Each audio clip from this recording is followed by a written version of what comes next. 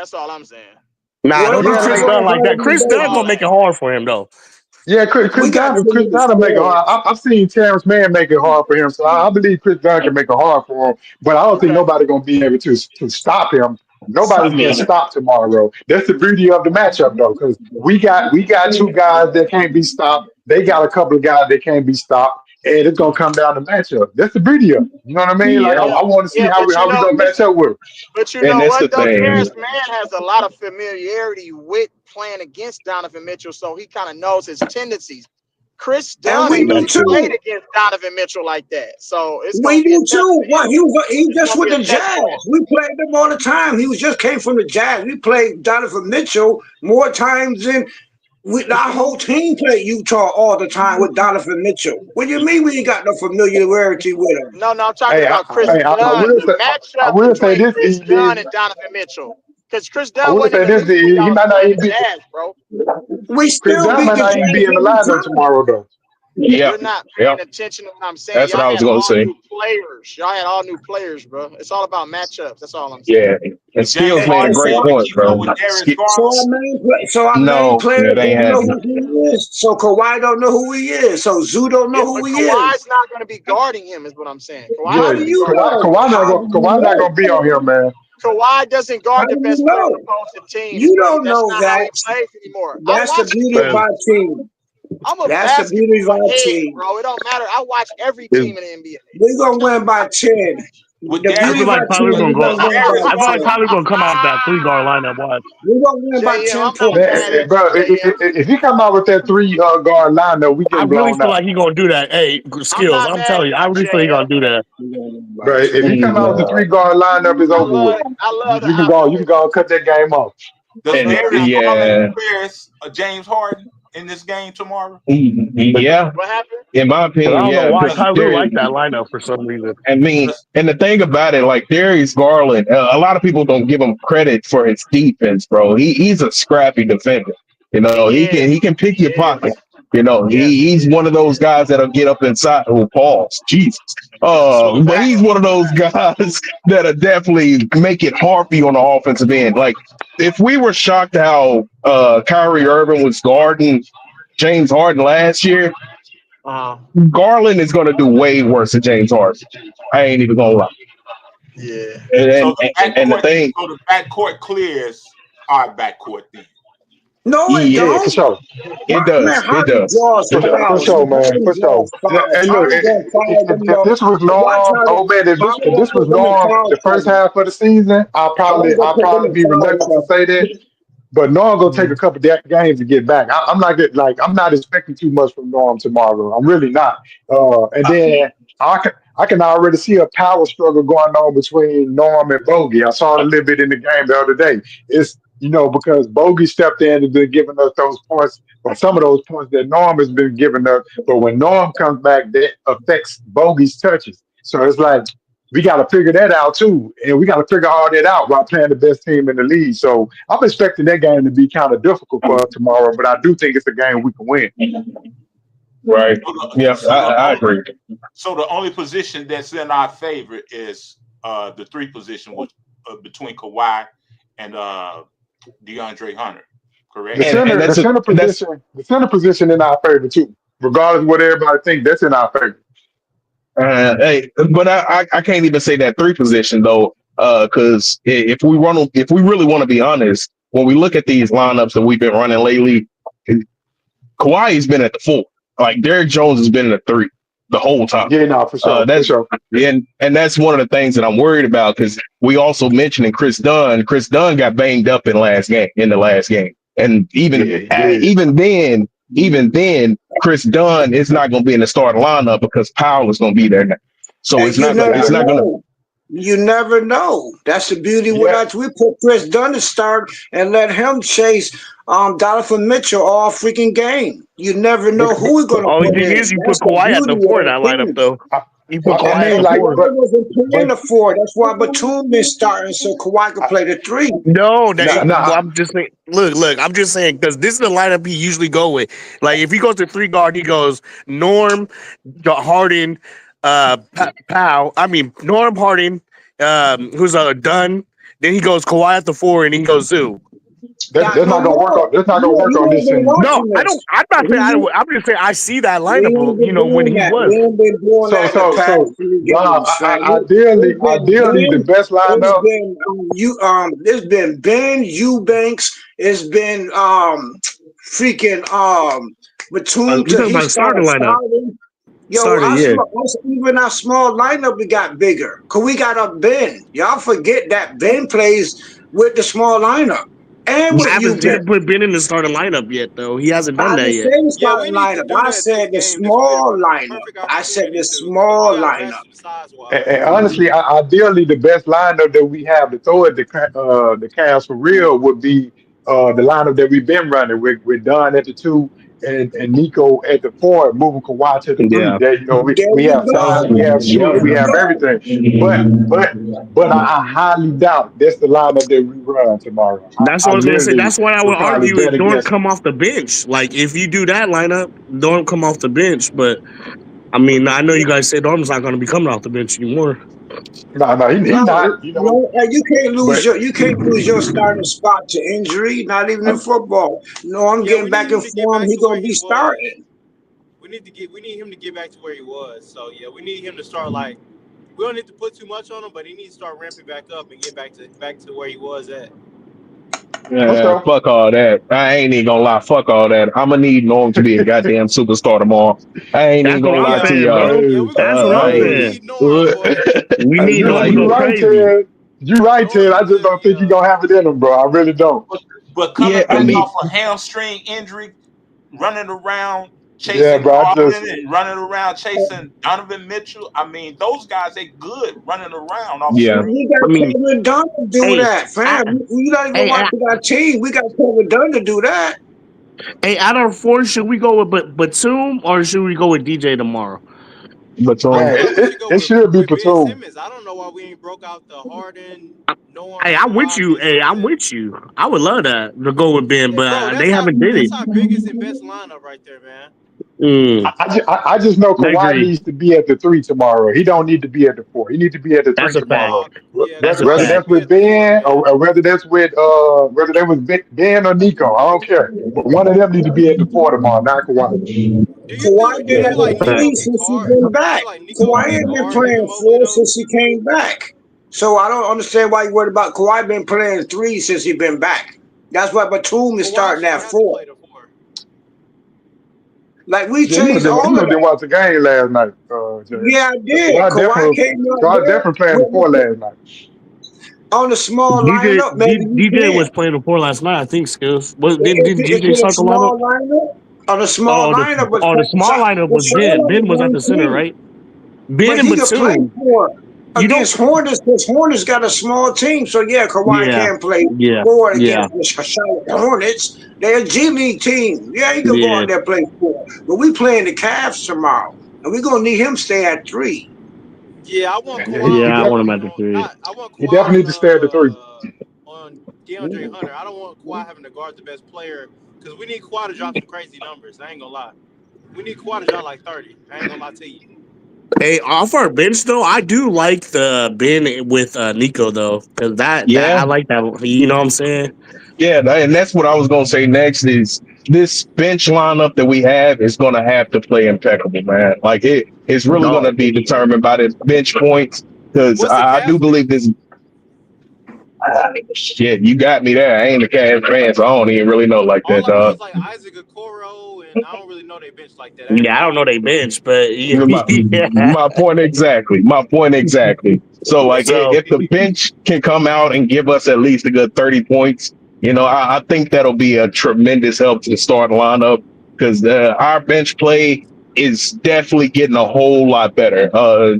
Ty Lue, with what I've seen with the Charlotte game, I think he found a little niche with that small ball lineup with the bench. With you had Ben Simmons at the 5, Nico at the 4, it had Kawhi at the 3. I think it was Dunn at the 2, and was it Norm at the 1? It was either Norm or Bogey at the 1. I think it was Bogey. It was Bogey and Norm. I Dunn think. didn't play yesterday.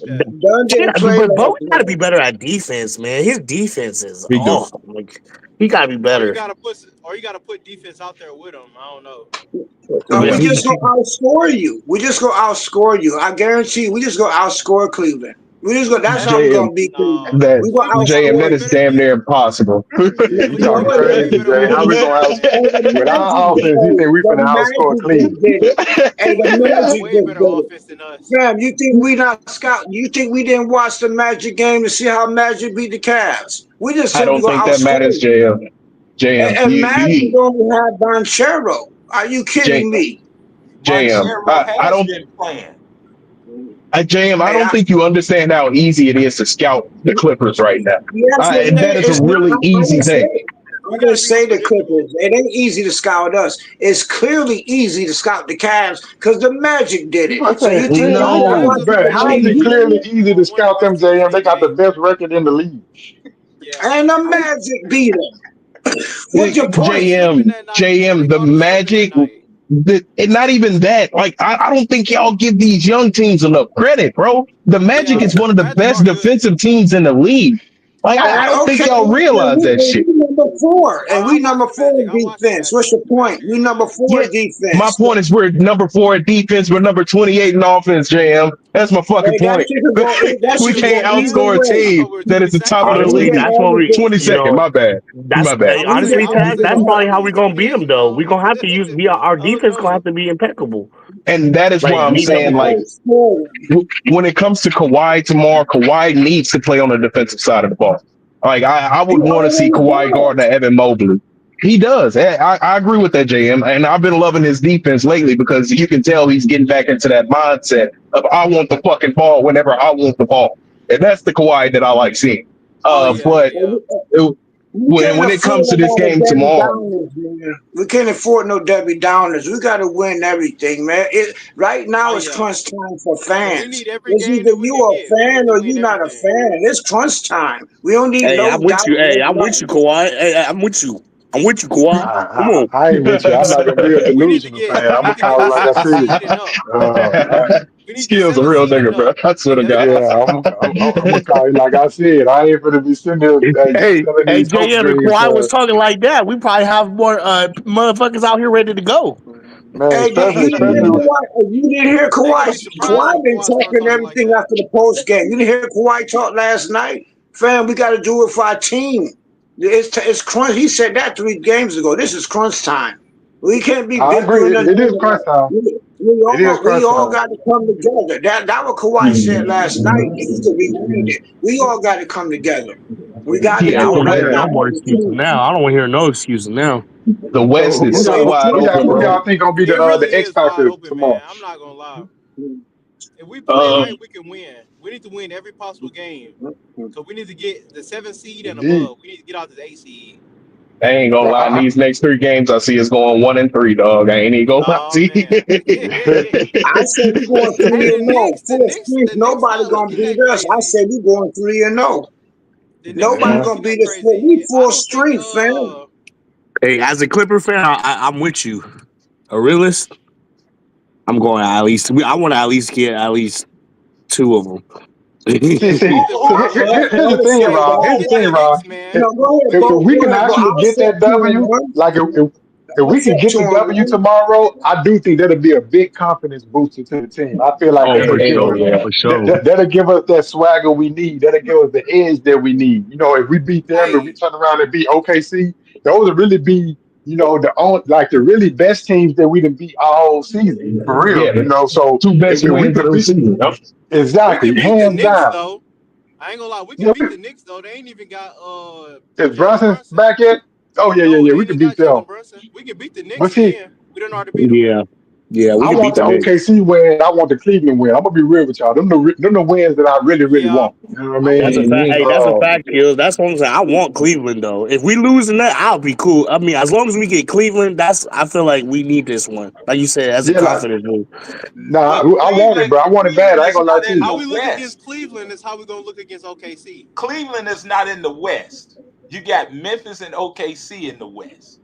There you go. I'm being honest with you. I'm not worried about Memphis, old man. I ain't worried about Memphis, old man. I ain't worried about Memphis. I'm be real with you. Y'all tweaking, boy. Y'all tweaking, boy. Nah, I ain't worried about Memphis. Boy, y'all smoking that good weed out there in Cali, dog. I swear. Hey, I'm gonna be real with you, Ted. That's the only game that I went to all season. I got a chance to see us match up with Memphis, like up close and personal. I had damn good floor seats. I'm sitting right there. So that was the only game I seen all season. But I'm telling you, bro, from what I seen, just being in the building, not only do we have the talent to match up with them, we present a couple of problems that they don't have an answer for. They don't have an answer for Zoo, and they don't have an answer for Kawhi. You know what I mean? And I'm They gonna be honest with really you, don't. I'm living off John Moran's shot. On my soul, I'm living off that shot. I'm living off that. Hey, you can shoot that all day. And John can't do nothing to us, bro. That's what I'm saying. That's why I said I'm living off that shot. I'm back. Hey, you hit the three. Hey, that's cool. But you gotta hit that shit consistently. Because if you really think of their line, though, we got plenty of defenders that we can throw at John, and we got plenty of defenders that we can throw at. I can't think of the other guy's name. Jared Allen. I Ain't think nobody scared of Jared Jared Allen. Allen. Desmond Bain. We got plenty of people that we can throw at them. But if you look at our team, they don't really have a lot of defenders that they can throw at Kawhi. They really don't have a lot of defenders. That's what I'm saying. Like they just don't have the defenders to guard us. That's what was evident to me when I was in the build. I'm just like, we just a little bit deeper than them, and they just don't And they have don't the have nobody to personnel to guard match up Zoo. with them. Nobody can guard Zoo. They really don't, Ain't bro. got nobody to guard Zoo. And their center is actually bigger and taller than Zoo. He's just not as skilled, so he couldn't do nothing with Zoo either. Who you talking about? But Zach still, Edey or, can I say this though?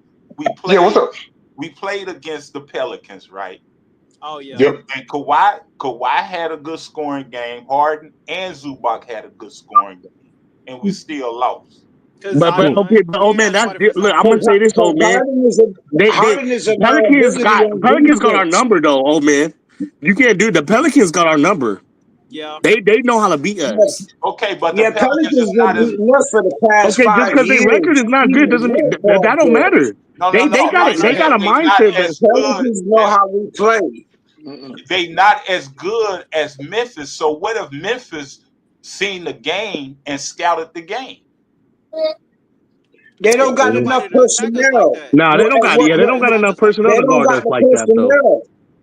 Pelicans got a personnel where they had all tall people, young, they could run, and they got a Zion. Grizzlies ain't got that personnel like Pelicans is just a bad matchup for the Grizzlies. And here's the thing: like the last like 2-3 years, the only time that we ever really beat the Pelicans is when Kawhi actually accepted the challenge and actually guarded Zion for the majority of the game. Any other lineup that we have our ass these last couple of years. Let's be real. Yeah, but that's because Kawhi. Because even if you look at this last game, bro, if you just look at the possessions where Kawhi guarded Zion didn't score. If you just look at those possessions, but it's like he only guards him sparingly, and then they got all the guards too, like Herbert Jones and shit. Herb Jones and what's it called? That little light skinned dude that Trey Murphy. Oh yeah, Trey Murphy. Oh yeah, Alvarado. There you go, Alvarado. Yeah, there you go. And when you play that, and Trey Murphy, they got guards over there that can play D, man. They got some guards over there that play D. You gotta have a backup big. If you don't have a backup big, Zion gonna go crazy every time. If Zion stay healthy, if Zion could stay healthy and keep playing, Zion gonna be Zion is a dominant player right now. So that was the X factor. Every time we played the Pelicans, it was Zion. And Kawhi can only hold him off so much because Zion is damn near 250 pounds and could jump out the gym. That's a hard matchup even for Kawhi. So even like the caller just said, yeah, Kawhi checked them most of the game. But checking somebody like that, and plus Zion plays underneath the rim. So he would attack any center. Zion is Pelicans' X factor. He's been the X factor the whole time for like 5-6. That's why we could never beat him. We could match up with any. Kawhi can. We was losing to the Pelicans without Zion. Not constantly, because Zion is a bigger, like this goes about mass and force. Zion weighs at least 250 pounds. He's just short, but he could jump. He's very athletic. I'm pretty sure he like 270. I'm gonna be honest with you. Yeah, he like 270. That's weight. But Zion did not beat us, JM. He didn't. Zion been beating us the whole time. What do you mean? I'm talking about last game. He didn't beat us. It was Trey Murphy. Man, Zion came in the front. Man. It was Alvarado. It was CJ McCollum. Those guys. Because we got a double Zion. That's what I'm saying. They got guards. They got guards over there that are better than our guards. They got a lot of guards. And wing defenders. They got wing defenders too that is pretty good over there. Yeah, they tall. That's how they've been beating us for Yeah, 5 straight years. they just got Zion like is I the said, they got our X-factor. number right. They got our number right now. But I understand what you're saying. Oh man, they can take tape from that and use it. I hear what you're saying. And that's what They ain't all got the no teams in the Zion West, though. because the teams Cavs in the ain't got West no are playing for Zion. positions. See, they playing for position. It's 16 games. Some may have 14, 15 games left. So they playing for position. So now they going into the video room and they scouting every team in order to get to position that they desire to get. Are we doing the same thing? Hell Yeah, I I hope no. just think so. that we I ain't hope got to so. face the We better. Pelicans. If we I don't, said we gonna be that we right out ain't that got to face the motherfucker. Pelicans. I'm glad we ain't got to face the Pelicans. You want to keep it a realist? Like I'm glad we ain't got to face the Pelicans. I'm so glad we ain't got to worry about them because they would have knocked us out for 5 years in a row We with need to get out Kawhi. the play-in so we ain't got to worry about Phoenix. Because Yeah, if we we ain't got get to worry in about. over Thank Dallas, goodness. See, and see what I'm hearing right now is a hell of a problem. We worried about teams that's not even in the fucking play-in. And we trying to I'm figure out not how we worried about match it. up to the teams that are I at the top of said, the fucking Eastern Conference and the Western Conference. It I don't make no said, we don't fucking always sense, play bro. at our best I said, ability. thank Sometimes that's our goodness we problem. ain't got to face the Pelicans. That's what I said. I'm glad that when we get to the playoffs or whatever, we ain't got to worry about the Pelicans. I'm glad of that because I All we clearly hear worry we about you. is know how Kamal to beat Gay, them. Cavs. That's who we worry about. That's all we worry about. That Thank is you. it. Thank you. Let's worry about them And motherfuckers then first, we worry about the goddamn next game after that one. it. Right. Right. Yeah, the Cavs, we good, but Cavs ain't got no Zion. That's what I'm saying. We should beat Zion. We should beat Cavs. No, We're going to outscore them. We're going to outscore the JM. Cavs, I guarantee you. We're going to beat them by Basketball 10 isn't points. You can basketball bet is not on it. that simple, Put JM. it on It's not that FanDuel. Put it simple. on FanDuel. We're gonna beat them by 10 points. JM. I seen how Magic beat the Cavs. We got more scores than the Magic do. We just gonna beat them from the outside. We gonna kill them and then we got a Harden who draws multiple fouls. He might I turn will say turnover, this. but I Harden, would like to see tomorrow one thing Chris Dunn Harden on got to Davion do Mitchell is or Mitchell. keep attacking Garland, whoever you say. Only thing Harden got to do is keep attacking him. He gonna go to the foul line all freaking game. And then once you pull No. Garland him out, who else Cavs got to put in? Nobody. JM, So the thing is, the Cavs have enough defense to keep James Harden at the 3-point line. They're He not gonna foul slow him out. He laterally. gonna attack him. He's not gonna stay at the 3-point line. He's going to attack and draw fouls. That's one That's gift Harden got. that's my He point, draw JM. fouls. He's most likely not gonna be able to attack the paint because their You defense man, is incredible on the perimeter. I don't know if you've it don't seen them yet, matter. Hey, but their it don't perimeter defense matter. is pretty damn good. All right? Harden will foul out your whole back court. honestly, then Because they of times at that Harden. point we got to go defense with defense and see Yeah. who outlasts who. Man, and that's what I've been saying all fucking year. Y'all been hearing me. If it was up to me, I'm putting my defensive lineup to start the game to at least gain momentum against an offensive scoring team, bro. Like Hey, it what is And probably tomorrow? that would be a good coaching move. Honestly, like, and everybody's saying, "Oh well, Norm shouldn't be in line," but I think we should stick with the lineup we've been winning with and have Norm come off the bench and then eventually put him back in the starting lineup. I'm not saying he loses his spot, but I'm just saying let him get rhythm first, and then gradually get him back into the starting lineup. Go right, with the right. Hey, lineup that I'm we've been gonna winning call with. it right now. I'm gonna I call it can right agree with that. now, and I've been 99% right about my team because I study my team. I guarantee you, Powell and Harden is gonna get Garland and them in foul trouble because Powell just attacked. That's how we're gonna beat y'all. Yeah, After Powell you do be take Garland and attacking, them bro. out the He be game, attacking. who else you got? Who else you got when you take Garland off the game? Nobody. We're Yeah. gonna attack the rim. We're gonna attack the rim, and we're gonna foul out every big man Cleveland got. That's how we're gonna win. Take Yeah. the big men out of the way. We're gonna outscore you. You only got a Donovan Mitchell. Fam, we got multiple players Who who they can got score his behind Jared points. Allen? Who they got behind Nobody. Jared Allen? Yeah. Nobody knows. Nobody knows. Yeah. Nobody knows And about to to the backup center. skills real quick, I'll say the impact players tomorrow night is gonna have to be Norman Powell and Kawhi, man. That was just the answer to the question. I forgot that you even asked that question. But for I said, me, it's gonna you think you're gonna be Norm? Yeah, because in this game, I don't expect Norm to come out shooting the ball. I don't want Norman to come out shooting the ball. I need him to attack the paint 24/7, man. Like it There you literally go. when it Yeah, comes to Norman. Go ahead. I agree, bro. I think whether he missing or making shots, as long as he's aggressive, I think that helps the team out because he just constantly has the defense on their heels, attacking, Right. attacking, attacking. And I do agree with JM and Rob. Norm just attacks. He don't really think too much about it. Once he see the opening, he goes. He kind of knows what he wants to do because he processes the game fast like Kawhi, so he just kind of knows what he needs to do. But I think that'd be good. But I actually think the X factor tomorrow, bro. I'm telling you, I think it's gonna either be we gonna need one of our random guys to have a good game because I feel like even if Kawhi go for like 27, 28, let's say him and because it's gonna be a lot of canceling out. Zoo and Right. Jared Allen, they're gonna cancel each other out.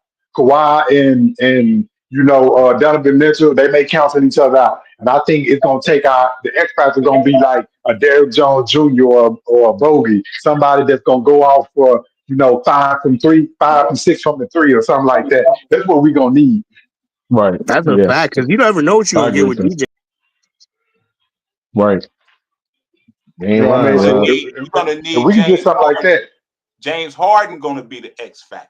If he's not you the think X so? factor, see, we don't want to put if he's the offense or he's the system, he's gonna get all the blame.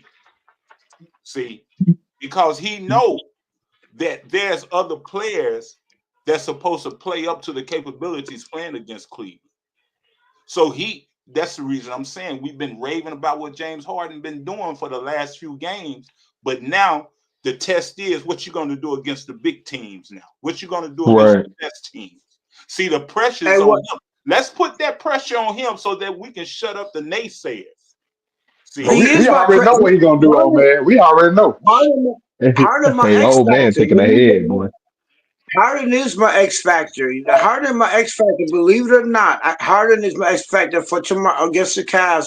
Because Harden has finally got a green light. Go ahead and draw them fouls. drawing the That fouls was the is you ain't fine, factoring in. but when Harden's you going to attack. Hey, this is the game. I say, Harden, go ahead, attack the freaking rim. You empower, attack it. You're going to foul out Garland and both of them. And then who the heck they got to back up both of them? Nobody knows. That's how we're It's going to hard. win. We're It's gonna hard to get foul out Garland in two big foul men in trouble. one game. That Foul is trouble. incredibly Harden hard can to do do. it. That's one gift No, Harden could get. I'm not even a that's Harden fan, but I will give him his gift. One thing Harden can do is draw fouls. That's one gift he got. He's had it. Harden is so good at drawing fouls that they had to change the rules so Harden couldn't do it no more. yeah, Attack the rim. JM. But the thing is, who is he drawing fouls on? That's the problem, JM. Because The big the man. thing is That's that big man. When no, but Harden draws fouls, he attack. He gonna draw no, fouls against your big men. he That's who doesn't the usually he draw does fouls not against big draw man. fouls Yo, He yo, against yo, big yo, He yo, been men. against the he does not. Hornets. How many yo, times he yo, been to the yo. line? Harden gets to the line a lot of times. Are you kidding me? When That's on he's smaller shooting guards. threes, That Yo, wasn't the no, question. when he attacks, how many times he did it yesterday? That That's my one boy gift I Muncie. give him. I'm not even a Harden fan, but one thing Harden can do is draw fouls. We gonna foul y'all big men out. I guarantee you. And then we got Powell. Y'all What got to big check man people has Harden attacking. fouled out all season, That's Dave? how Magic beat y'all. That's how Magic beat y'all. We What big got y'all man people.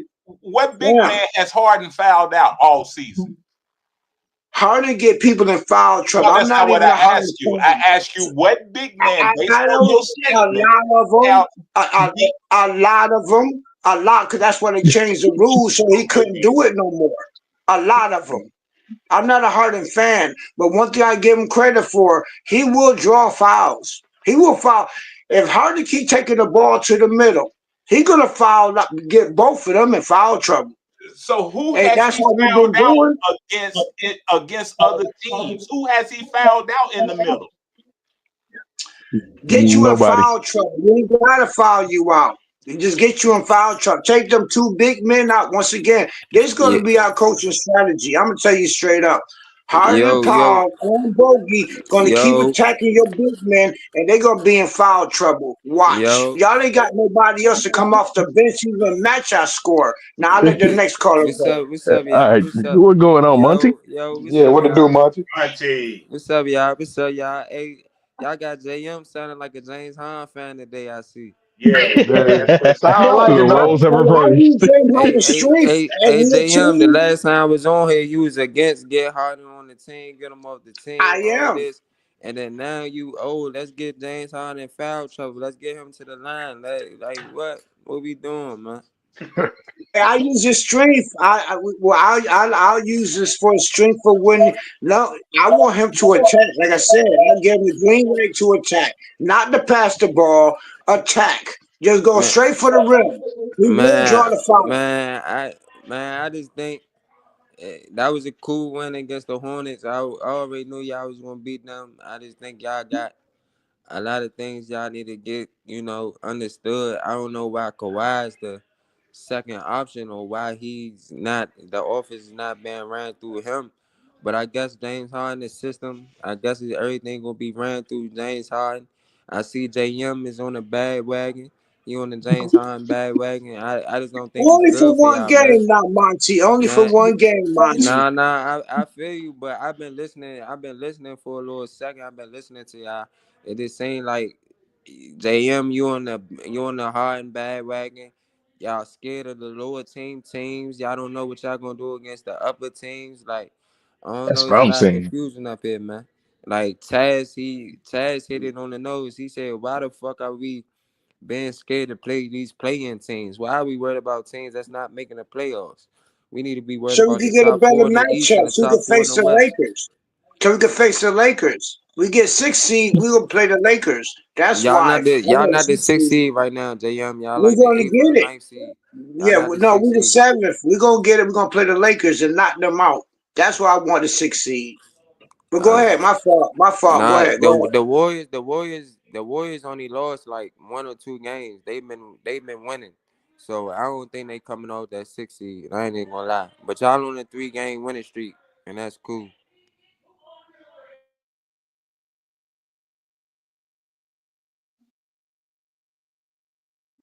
Hey, but that's a good take, and I'm gonna let everybody.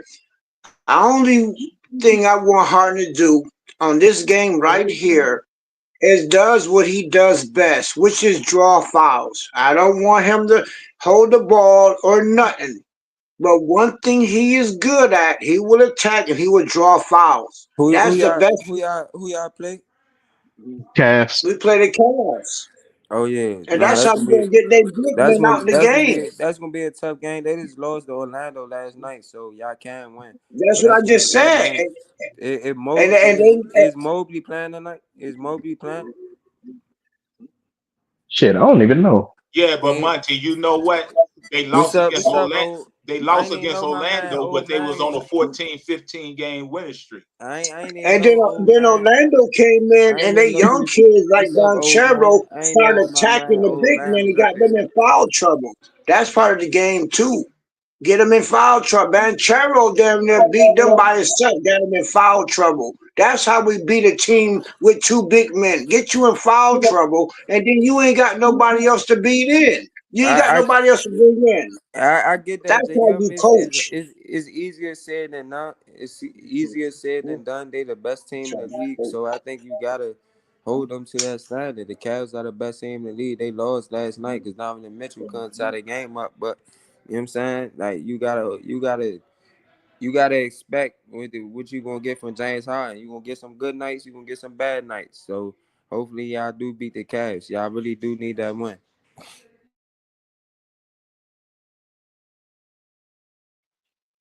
I agree. Feel We my do need that win. It'll be a good momentum builder, a good confidence builder. They've been the best team or one of the best team all season. So that W would mean a lot. And I want that W. I ain't gonna lie to you. I want that win. But Cavs beat a lot of I ain't gonna teams lie, that were skills scared to test their to they, not have the offense run through Kawhi. That's kind of scary. You Bro, won't say that. to me, that makes me want to pump the brakes. I ain't gonna lie to you. Like I already been like, I don't think we gonna be able to get it done. Not a championship, but like if we for sure, running the offense through James Harden and Kawhi gonna be the second option, bro. We first round exit. You can book it. Yeah, I mean, that's crazy I because agree. I remember when we had talks on here and people were saying that James Harden the third option and he really is the first option, bro. That is kind of crazy. Like that's crazy work. I ain't gonna lie to you. James Harden is your first Yeah. option. It's not gonna work. Now, James Harden. I got to push back real quick. First of all, my theory, and I could prove it, that there has never been a team in NBA history that had a point guard that scored all the points. Never. There's only one player who did that. That was Allen Iverson, and he went against the Lakers. And he won the first game. He scored 41 points and immediately got swept. Harden problem is so I'm saying so Harden is not even a point guard. He's a shooting guard who Right. can play point guard. He's But he's out a of shooting position, guard. right? But He's a tomorrow shooting guard I trying want to. Harden to attack the ball. Tomorrow Harden got a green light to attack. Cause he's gonna foul out, I guarantee you. Cleveland, that's how Orlando beat him. But I scout up my Cavaliers myself. People scared of they middle. They scared of they big men. We got people who can match that, and we're gonna And beat. We Monty, gonna beat them. What's up, bro? 10 points. hey, We're bro, gonna win by 10 points. and you know what really irks me about the James Harden fans? It's the fact that they think we pulling this shit out of nowhere. Like when I say that he can't get it done in the postseason, and we're gonna be a first round exit if the offense is running through him, they acting like I'm just making this shit up. Like I ain't got Nah, 10 years worth of you not. evidence to point to. You know what I mean? You Like not. what? You ain't making enough skills. You just going off of what facts is show. Like James Harden, I'm gonna say he gonna get you 1 or 2 games. Don't get me wrong. I ain't disrespecting James Harden no type of way. He gonna get you 1 or 2 games. He gonna get you 1 game, 1 or 2 games out the series. He gonna drop 30 or 40 points For or sure. For whatever sure. he gonna do. But then he gonna have 1 game where he got 9 points and he three for 18. You know what I'm saying? He got a game Most definitely. 7 where he only scored 6 points and he 4 for 50. Like you feel what I'm saying? So you gotta take what you get from James Harden. If it's running through James Harden, I promise you, it's not gonna get you nowhere. I think the Nah, offense has bro, it's to over with. the offense to for the Clippers to be successful, the offense has to run through Kawhi and Zubac, in my opinion. It No, has no, to run through. but it's just it's even deeper than your opinion. Like the numbers, the histories, the statistics, it's all in your favor when you say something like Yeah. that because it all makes sense. It's one guy on our team that's proven to get it done in these moments, and y'all think that we making this shit up, saying that we're gonna be a first round exit, bro. We're only comparing it and basing it off facts and statistics that we have seen for the last 10, 15 years from James Harden. I'm only comparing him to him. I ain't comparing him to nobody else but him. And that's all you can go off, bro. You can't he not in his prime no more. We ain't gonna make it seem like James Harden still in his prime. He still can get his numbers because I think I seen he had like 16 assists the other day. But he still can get his numbers, but he's not in his prime. Don't get me wrong. Like James Harden is not a winning player, bro. You feel what I'm saying? Yo, but only thing I'm saying is I could change his style. I change his style for tomorrow. Go ahead and JM, attack. I get Go what ahead you and saying. attack. I get what you I saying, but I use his you strength. not His Tyron, bro. strength You not is he Tyron draws Lue. fouls. I'm gonna use You harder not foul Tyron strength Lue. You not against him. Brian Shaw. Get You not give him the Tyron Lue. pass tomorrow. You Attack talking the about changing the ball. style. You talking about changing somebody's style that ain't Yes, changed the you style know, in use his 15. strength. Bro, He he already ain't got the changed it. style. He ain't changed the style in Give him 15 green years. light. How you gonna change the No, style? when Of he course he gonna attack, draw fam, fouls. Of you course he think gonna about draw Harden, fouls. he draws Of course he fouls, gonna do fam. that. But come on, bro. That's his strength. So tomorrow he got the green light. Attack. Don't you ain't gotta pass the ball. You ain't gotta be no facilitator. Go Right, ahead no, and for y'all to win, for the Clippers to be successful, he does have to pass the ball and he has to facilitate. Yes, he does. no, he don't. We got Yes, other he point does. guard that said I Yes, he changed the does. Yes, style. he does. No, Coffee he got to don't. give him rhythm. Norman Powell got to give him rhythm. Zubac, Yeah, I mean, everybody got to give him it's gonna have rhythm, to be bro. moments where he passed the Like, ball and distribute. Like what he you ain't gonna be talking able about? to Well, he What can. you not do talking that Yeah, about? for a well, whole he That game. can. what you Just talking about? That's attack though. basketball. No, I He's just you gonna want have him to to can't, pick get his to the bro. spots free well. throw Come line. on, I can understand I, wa- skills. I hey, can understand skills. I can understand the nigga James Harden. He hot. Okay, if he hot, okay. Feed Don't him. pass the ball. If he's hot, okay. Do not pass the ball like when he went off for 50 the other day. Okay, that's cool. Don't pass the ball. Go ahead, do what you do. but you is not. The Clippers, if y'all relying on James Harden trying to attack the basket, trying to draw every foul, the Clippers is going to lose versus the Cavs. It's No, not we going to work. not. No, we not. It's No, we not going to not. work. The Cavs We take offense is Cleveland they ain't got offense is no potent, bro. backcourt. Cavs ain't They got no. offense, You don't JM, they even know who the offense is JM, center potent. is. That JM, was You the listen ain't to got. me, first. You don't JM. even know who Hey, the past Still, that center was the first is. thing they lost since they Harden would got take. DeAndre Hunter. That You was the gonna first see. thing they lost since they got JM, DeAndre Hunter, bro. listen to me, JM. A lot of the stuff that Hart can get away with on these lesser teams, you're not going to be able to do that against a That's what Cleveland I'm or trying to tell OKC. You're JM. not I'm going to be trying able to to do tell you that, that. JM. Come Once on. again, I said strictly. I still want him off the ball. This is one game I would give him the green light. Attack. He will draw fouls on anybody. I literally, as a Bro, coach, I'm like, okay, this okay, is one we game. know that, I but don't want you to shoot. with I don't that want you to game, shoot threes. I don't even want you to shoot threes. I he's want gonna you to shoot attack threes. the entire He's gonna game. shoot threes, He's gonna and he got foul a out and everybody. still he gonna shoot threes, and he got a guard, Darius Garland. He Yeah, has a that's what I'm guard. saying. Like He gonna in this foul him game, out. So in Yeah, this Harden game, gonna foul he's him not what going you to be able to out. saying, hide, bro. He's what going you to have to saying, not guard making because sense. That's what I'm trying to It- tell him. Like what he's saying is what not making. You can he say gonna that all you want. Darius Garland is he gonna gonna put him foul in the him out. mix. I guarantee you he gonna have them in foul trouble. I'll make another side bet. I don't even gamble. I will bet. If I did bet, Harden gonna have y'all two big men, whoever they is, in foul trouble in the first quarter. So he gonna have Jared Allen, Evan Mobley, and foul trouble in the first quarter. nah, man, you're not going to have both of them That's in how we foul gotta trouble. Maybe win. one of them. That's how we gotta JM, win. that's the reason why Watch, Andre watch. call you the drunk Use his master. strength. That's That's why his strength, Andre right? that's why That's Andre what call a you the coach drunk master. does. That's why he call you the Nah, drunk that's what master. a coach does. A coach recognizes what a player can do. Harden, I don't This need you. Once again, I I don't don't need you. I don't need you to fix hey it, hold skills the what ball Harden all the do time. last night for I them niggas, want you bro. to go Harden there and shoot them left hand Hey, JM jumpers or just be left talking, hand man. He hip don't shot. be listening. He just be talking, man. yeah, this is No, JM don't be listening, he just be He don't be no, talking. because listening at I know all, how bro. He my just team get to talking. win. I But know how but my but team but win. here's the thing, No, though, you JM. not, Like bro. No, you we have not. it be listeners on here, bro. You Like it'd be hard for contradicting them to yourself. hear when we be going back and forth over each other, like 'cause the You I'm not listeners saying, can't and hear. okay, you not I won't say consistent, bro. nothing. I'll You mute not consistent. myself. Go ahead and talk. No, I'll mute no, myself. Go ahead You and not talk. no. Here's the thing, we want you to talk, but it got to be like a back and forth, like dialogue. Like 'cause when the listeners listening in and one person dominating and talking over everybody, like it make it bad for the show. Like they Okay, can't really I'm hear. gonna shut up. Okay, well I'll shut up. Go ahead and talk. JM, we just trying to get you to understand all aspects of the basketball game. I understand where you coming from. You saying the Man, best this is way my for team, man.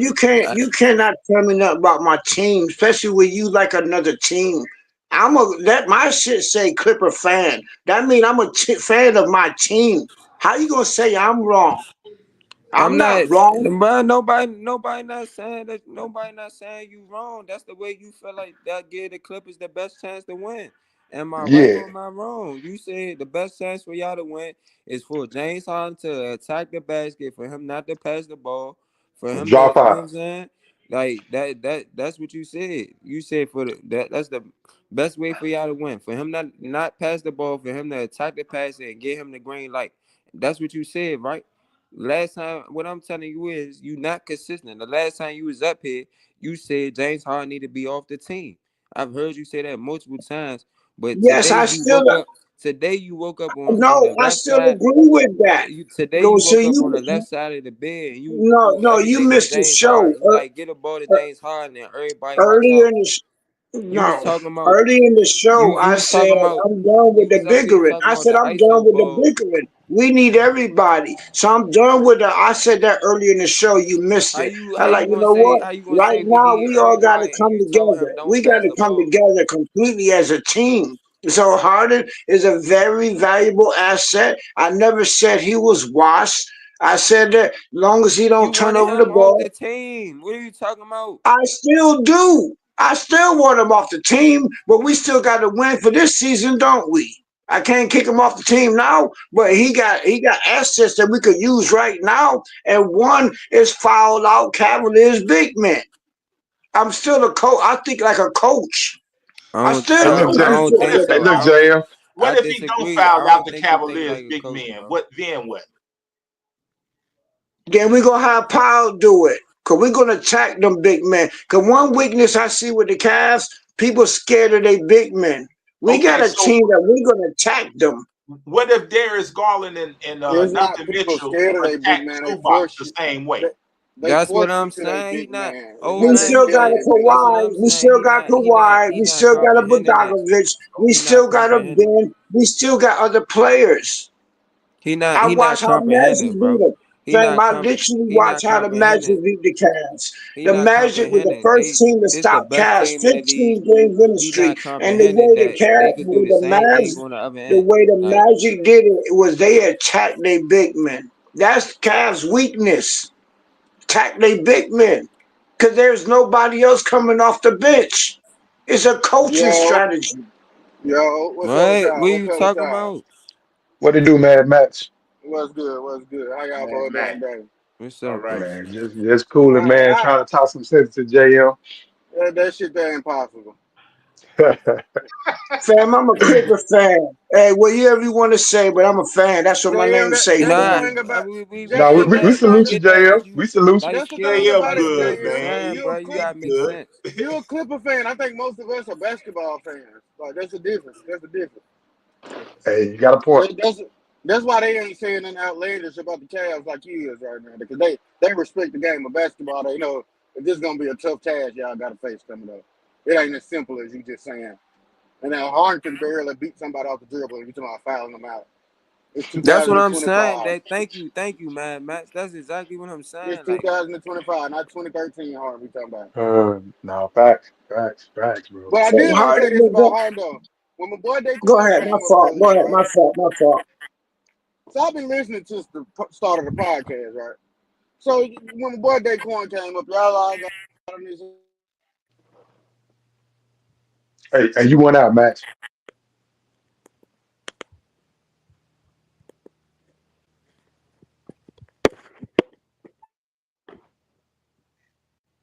Max.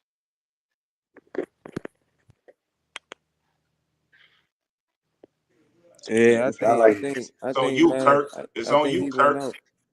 I think he Y'all, what's went going out. on, y'all? What's up, Kurt? What's What's up, going what up, on, Kirk? Kirk? bro? I mean, we up here trying to talk some sense in JM because JM just think he know everything. That's all the Talking time, though, bro. Hey, Jim, we about love he you, think bro. like a coach. So, You I ain't gonna lie. think What y'all talking about, though? they talking about them playing the Cavs the next game, and he said the best way for them to beat the Cavs is for James Harden to attack the basket. He has the green light and don't pass the ball.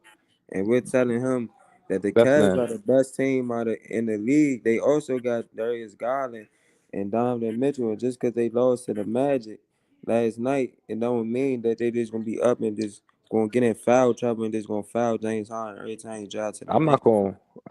Like you said, Lamont. He was just saying he wanted James Harden off the team. So I don't know what James talking about right That's what I now. told him. He not So consistent. He just said he I'm want gonna him say off the this though team. about that Cavs matchup. The Cavs just lost to. They just ended. Who ended their winning streak? The Magic last night. They just Magic. ended their winning Orlando streak. I ain't Magic. gonna hold you. The Clippers is playing good basketball, bro, but they gonna run that pick and roll like crazy for the Clippers. And I don't know if they can guard that consistently. That's what I'm trying to tell him. Like James Harden still got to defend Darius Garland, who is an So here, excellent ball handler. Fam, we don't here's the need thing, James. though. We don't need We Harden to can check. we can Harden ain't win. never check. Yeah, no. Harden ain't check nobody all season. We got other defenders for Harden. We're not relying on Harden. Only thing I'm saying is simple. Gonna as a coach, I'm gonna use Harden's strength for the best against this team. Right? Harden attack the ball. Attack the basket. He's going But to draw that's so many freaking fouls. He's going Harder going to. I guarantee. This is another bet. I don't even gamble. I think Harder I going ain't to gonna. get to the foul line at least 10 times.